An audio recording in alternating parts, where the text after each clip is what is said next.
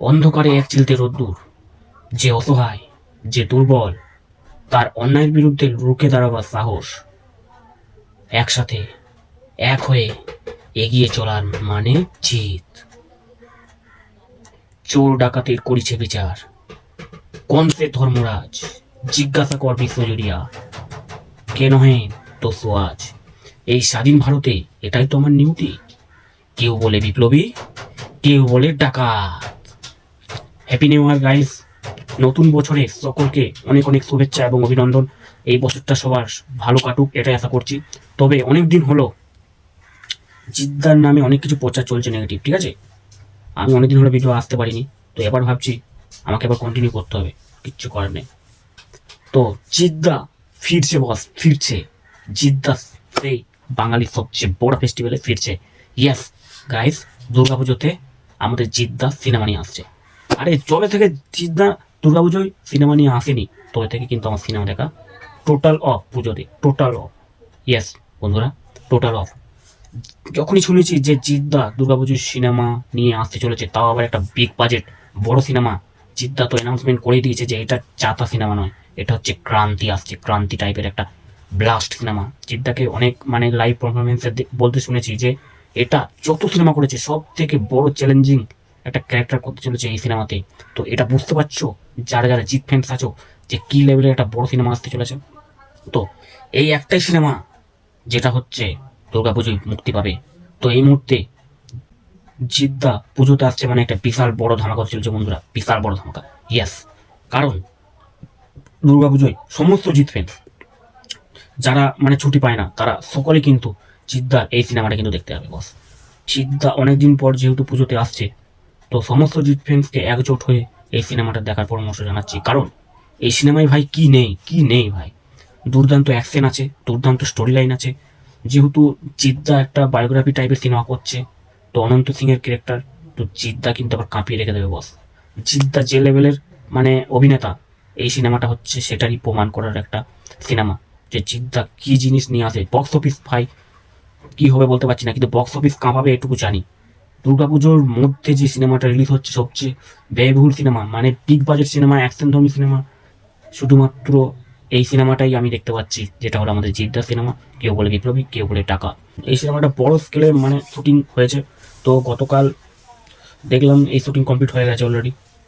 তো এটা একটা মানে 1 বছর সময় নিয়ে সিনেমাটা রিলিজ পাবে, তার মানে বুঝতে পারছো যে সিনেমাটা মানে অনেক কিছু মানে কাজ বাকি আছে, অনেকটা মানে সময় দিয়ে ভালো কিছু আনছে জিদ্দা। তো এটা কিন্তু ভাই মানে পুজো কিন্তু কাঁপিয়ে রেখে দেবে ভাই। সবাই মানে দেখছি পুজোতে জিদ্দা অনেকদিন পর আসছে এটা বুঝলাম, কিন্তু দেবও আসছে শুনলাম, দেব আর শুভশ্রী। কিছু ইউটিউবারকে দেখলাম যে জিদ্দা নাকি মানে সরে যাওয়া দরকার, জিদ্দা নাকি বাঁচ খাবে। আরে ভাই কোথায় দেব ভাই, আমরা সেই দেব জিত নিয়ে কি বলবো, আমরা সেই নিজেদের মধ্যেই লড়াই করতে ব্যস্ত হয়ে গেলাম সত্যি কথা বলতে। ভাই কোথায় দেব শুভশ্রী, কোথায় কি জিদ্দা, এসব কোনো ধরা ছোঁয়ার বাইরে ভাই। জিদ্দা এখন বলিউডের একজন মানে চেনা পরিচিত একটা নাম হয়ে গেছে সত্যি কথা বলতে। জিদ্দা যেখানে নেটফ্লিক্সের মতন জায়গাতে লিড ক্যারেক্টার পায়, সেখানে আমাদের বাঙালি অভিনেতা লিড ক্যারেক্টার তো স্বপ্নেও ভাবতে পারবে না ভাই, লিড ক্যারেক্টার। সেখানে দাঁড়িয়ে জিদ্দা লিড ক্যারেক্টার করে এসছে বস। সেখানে শুধু লিড ক্যারেক্টার করে নি, সেখানে মানে একসাথে 10-12টা মানে দেশে ট্রেন্ডিং ছিল সিনেমাটা, 1 নম্বর ট্রেন্ডিং। শুধুমাত্র ইন্ডিয়া নয়, আর অনেক 10টা দেশ মিলিয়ে ট্রেন্ডিং ছিল সিনেমাটা। তো বুঝতে পারছো জিদ্দার মানে পরিচিতি কতদূর চলে গেছে। যেখানে দাঁড়িয়ে মানে কি বলবো, যেখানে জিদ্দা সালমান খানকে মানে ভয় পায় না বাংলাতে বলো, পুরো গোটা ইন্ডিয়াতে, সেখানে দেব কি জিনিস। আরেকটা কথা, দেব কিন্তু মানে কি বলবো অনেক জায়গাতে বলে আসে যে দেব একটাই, দেব একটাই। এই ডায়লগটা শুনে রাখবো যে দেব একটাই, জিত অনেক আছে, দেব একটাই। কিন্তু আজকে আমি বলে দিলাম প্রমাণ দিয়ে যে জিত কিন্তু একটাই ভাই, জিত একটাই, ঠিক আছে। কারণ তুমি দেখো দেব যখনই সমস্যা পড়েছে, যখনই সমস্যা পড়েছে, ফল পাওয়া থেকে না পাওয়া থেকে মানে কি বলবো, মানে যে কোনো সমস্যা পড়েছে সবসময় মুখ্যমন্ত্রীর কাছে ছুটেছে, হস্তক্ষেপ করেছে, মানে পলিটিক্যাল পাওয়ার কিন্তু কাজে লাগিয়েছে, বুঝতে পেরেছো। কিন্তু আমাদের জিদ্দা কোনো পলিটিক্যাল পাওয়ার নেই, কোনো রাজনীতিতে তিনি থাকেন না, রাজনীতি বোঝেন না, মানুষের যতটুকু পারে উপকার করে যায় চুপি চুপি, সেটা পাবলিসিটি করে না। অনেকেই মানে দায়িত্ব নিয়ে আছে জিদ্দা, মানে অনেক অসহায় মানুষের দায়িত্ব নিয়ে মানে তাদের দায়িত্ব পালন করছে বা হেল্প করে মানুষটা, খুব সাধারণ মানুষ, তার মধ্যে কোনো পাবলিসিটি নেই জিদ্দার। ঠিক আছে, রাজনীতিতে ঢুকেই যে মানুষের ভালো করতে হবে তার কোনো মানে নেই। রাজনীতি যে না করেও মানুষের যে ভালো করা যায় সেটা জিদ্দা প্রমাণ করে দিয়েছে। ঠিক আছে, আরেকটা কথা, এই সেই ডায়লগটা যে দেব কিন্তু বারবার বলে আসছে যে দেব কিন্তু একটাই, জিত অনেক। আমি এখানে বলে রাখলাম জিত কিন্তু একটাই, দেব তো অনেক আছে। যেমন আরে দেব প্রবলেমে পড়লেই পলিটিক্যাল পাওয়ার কাজে লাগায়, ঠিক আছে, আর মুখ্যমন্ত্রী হস্তক্ষেপ করে। দেবের মতন কত অভিনেতা বলো, কত সাধারণ মানুষ বলো পলিটিক্যাল পাওয়ারকে কিভাবে কাজে লাগাচ্ছে, মানে একটা পলিটিক্যাল পাওয়ারকে কিভাবে কাজে লাগাচ্ছে বলুন তো। দেবের মতন কত পাবলিক, কত মানে নেতা মন্ত্রী আছে, অনেক আছে। তাহলে এটা তো বুঝতে হবে যে দেবের মতন ব্যক্তি অনেক আছে, কিন্তু জিত একটাই। আজকে তুমি ভাবুন না, আজকে আপনারা ভাবুন যে জিৎ যখন 15-16 বা যাই হোক বেশ করেছে, প্রেম করেছে, একটা পাওয়ার নামক একটা সিনেমা বানিয়েছিল, ঠিক আছে, এসবিএফের সাথে।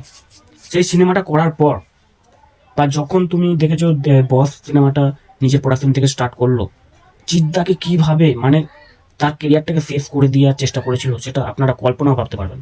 ইয়েস, সবচেয়ে বড় একটা প্রোডাকশন হাউস সেটা হলো এসবিএফ।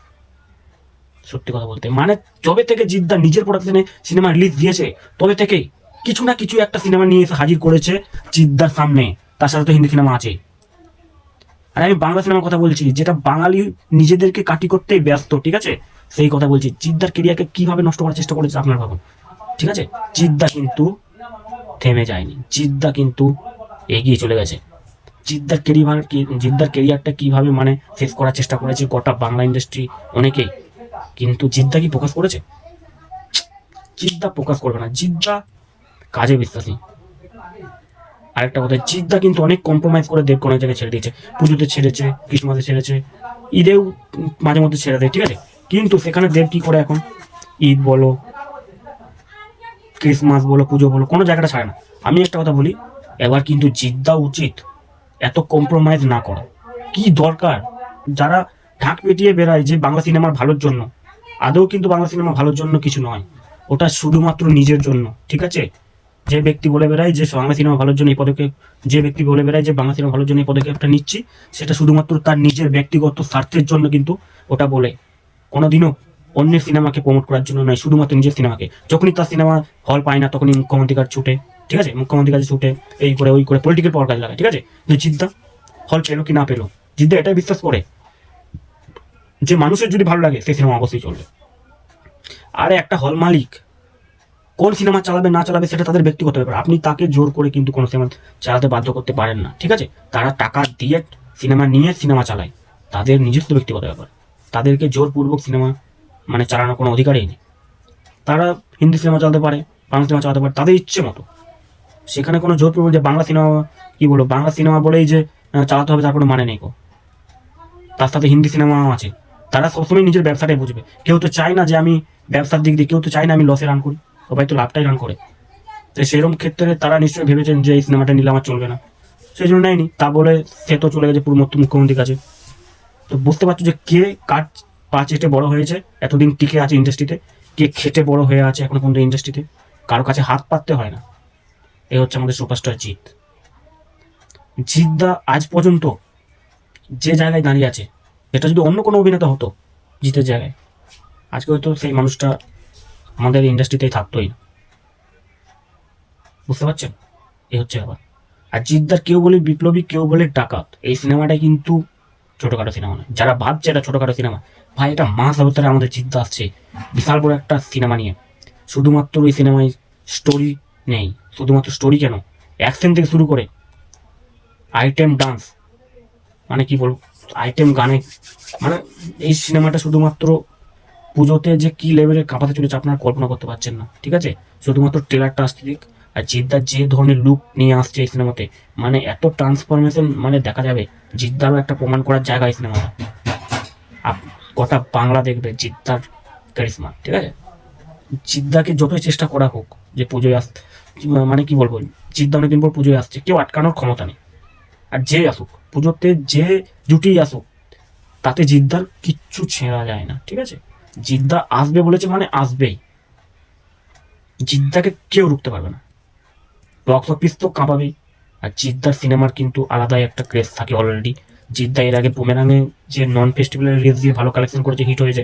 তো এবারে আপনারা ভাবুন যে ফেস্টিভ্যালে জিদ্দার ক্রেজটা কী লেভেলের কথা।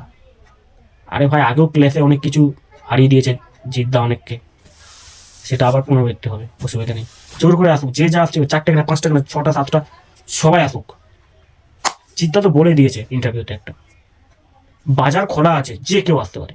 আর জিদ্দা এটা বিশ্বাস করে যে এখানে ভাই কম্পিটিশনের মার্কেট, এখানে কিন্তু নিজের জায়গাটা নিজেকে তৈরি করে নিতে হবে। এই জন্যই বলি যে বস 2 ডায়লগগুলো আপনারা একটু মনে করবেন, যে এই দুনিয়া এমন একটা জায়গা, এখানে কেউ 1 ইঞ্চির জায়গাও ছেড়ে দেবে না। এখানে নিজের জায়গা নিজেকেই তৈরি করতে হয়, নিজের মাটি নিজেকেই শক্ত করতে হয়। তো এই মুহূর্তে যদি জিদ্দা মনে করো না বসকে নিয়ে আসবো, সিকুয়েল নিয়ে আসবো, বিশাল কালেকশন করবে, বিশাল কালেকশন করবে, কিন্তু জিদ্দা সেটা করবে না। জিদ্দা আরও নিজেকে ভাঙবেন, আরও নিজেকে গড়বেন, আরও এক্সপেরিমেন্ট করবেন। তারপর জিদ্দার যখন মনে হবে যে না, এবার বসটা সিকুয়েলটা আবার নিয়ে আসা দরকার, জিদ্দার অতটাও খারাপ সময় আসেনি যে জিদ্দা সিকুয়েলটা নিয়ে আসবে। এখনই বড় সড়ো একটা অ্যানাউন্সমেন্ট যদি করে দেয় বস 3 নিয়ে, ব্যাস ওই অ্যানাউন্সমেন্টে কাফি ভাই, ওই অ্যানাউন্সমেন্টে ছবি হিট। কিন্তু করবে না জিদ্দা, জিদ্দা তার আগে প্রমাণ করবে যে জিদ্দা কি জিনিস, জিদ্দা কি লেভেলের বড় অভিনেতা সেটা প্রমাণ করবে। তো গাইস, জিদ্দার নামে অনেকে অনেক কিছু বলছে, তো আপনারা কিছু মনে করবেন না। জিদ্দা মানুষটা খুবই ভালো, জিদ্দা কোনো মানে গসিপে নেই, কোনো রাজনীতিতে নেই, মানুষটা একদম সাধারণ মানুষ। কাজের বাইরে শুধু ফ্যামিলির পর যদি কিছু থাকে সেটা আমাদের ফ্যান্সদের জন্য। এই 3টে জিনিস নিয়ে জিদ্দা থাকে, নিজের কাজ, ফ্যামিলি, তার ফ্যান্স। তো জিদ্দা পুজোতে আসছে, আপনারা সবাই এক্সাইটেড হোক, অবশ্যই জানি, কিন্তু অনেকেই জানে না। আশা করছি 2 দিন পর সকলেই জেনে যাবে যে জিদ্দা আসবে, বড়সড় একটা অ্যানাউন্সমেন্ট পোস্টার আসবে, একটা ফার্স্ট লুক পোস্টার অবশ্যই আসবে, তার সাথে পুজোর রিলিজ ডেটটাও লেখা থাকবে। এটা আশা রাখছি জিদ্দা খুবই তাড়াতাড়ি করবে, এবং বড় বাজেটের একটা সিনেমা ঘোষণা অবশ্যই হবে। তো এটুকু বলতে পারি যে জিদ্দার পুজোতে আসা মানে অনেক জিৎ ফ্যান্সদের মানে মনের কথাটা মানে প্রকাশ করা। মানে অনেকদিন ধরে না পুজো একটা জম ছিল না, পুজো বলে একটা জম ছিল না দুর্গা পুজোতে। জিদ্দা আসা মানে একটা ফেস্টিভ্যালটাকে একটা বড় মাত্রা দেবে। যারা জিদ্দাকে একটা ভালো মানুষের চোখে দেখে, যারা জিদ্দাকে একটা মানে ভালো অভিনেতার চোখে দেখে, ভালো মানে একজন ইন্ডাস্ট্রি একজন মানুষ হিসেবে দেখে, তো সত্যি কথা বলতে ইন্ডাস্ট্রি যারা ফ্যান্স আছে, আমি তো বলবো সকলকে এই সিনেমাটা দেখা দরকার। যেহেতু একটা বিপ্লবী টাইপের একটা সিনেমা, শুধুমাত্র সিনেমা বলা ভুল হয়, এটা একটা মানে পুরো লাইফ স্টোরি ভাই, 90% লাইফ স্টোরি নিয়ে সিনেমাটা হয়েছে। হ্যাঁ, আমি আবার ফ্যান্সের কথা আছে, ফ্যান্সের এই যখন এই খবরটা পেয়েছি, জিদ্দাকে তো আমি অনেকদিন থেকে ফলো করে আসছি, জিদ্দার প্রোগ্রাম দেখছি। তো জিদ্দা যখনই ঘোষণা করেছে যে পুজোতে আসছে সিনেমাটা, সত্যি আমার মনের ভিতরে, আমার কেন এমন অনেক ফ্যান্স আছে যারা জিদ্দার সিনেমা না পুজোতে অনেক মিস করে। অনেকেই চায় যে ফ্যামিলি নিয়ে আমরা সিনেমা দেখবো পুজোতে, পঞ্চমী বলো, ষষ্ঠী বলো, নবমী, দশমী, এই সময়টাতে না অনেকেই ঠাকুর দেখতে বেরোয়। তো এই ঠাকুর দেখার সাথে সাথে না সিনেমা দেখার অনেক প্রবল ইচ্ছে থাকে তাদের ফ্যামিলি নিয়ে। কিন্তু তারাও চায় যে জিদ্দার একটা সিনেমা আসুক, তাদের কিন্তু অপেক্ষার অবসান বস, তারা কিন্তু অপেক্ষার অবসান, জাস্ট কয়েক মাসের অপেক্ষা, যথেষ্ট সময় বাকি আছে, আপনারা তৈরি হয়ে যান। জিদ্দা কিন্তু আসছে সময় মতো। কিন্তু যারা মুখে বলে বেড়াচ্ছে যে বাঁশ দিয়ে দেবে, উড়ে যাবে, পালিয়ে যাবে, ভয়ে পালিয়ে যাবে, উড়ে যাবে, চলবে না, জিদ্দা কিন্তু না নিজের ঢাক কোনোদিনও নিজে পেটায় না।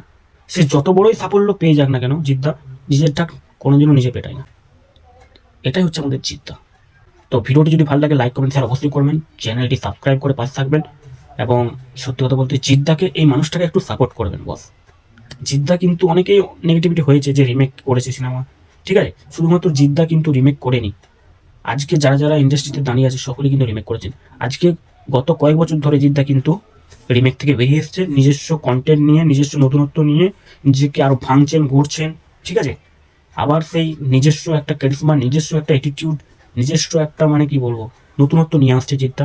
কোনো রিমেক, কোনো কপি নয়, পুরো জেনুইন জিদ্দা একটা সিনেমা নিয়ে আসছে, এবং গতকাল সেটা কমপ্লিট হয়ে গেছে অলরেডি, পোস্ট প্রোডাকশন কাজ শুরু হয়ে গেছে। তো টিমেকের কথা বাদ দিন, অনেকেই নেগেটিভ করতে পারেন, রিমেক সিনেমা কিন্তু বলিউডও আপনারা দেখেছেন চলেনি, অজয় দেবগান থেকে শুরু করে অনেকেই করেছেন চলেনি, বাংলায় সেখানে দাঁড়িয়ে সেটা তো আগে থেকেই বন্ধ হয়ে গেছিলো। তো জিদ্দাও সেই লাইনে অবশ্যই 5 বছর হলো পা বাড়িয়েছে। তো এতে আপনারা সজাগ থাকতেই পারেন যে জিদ্দার সিনেমা দেখা মানে পয়সা উসুল সিনেমা। তো পরে কথা হবে, পরে দেখা হবে।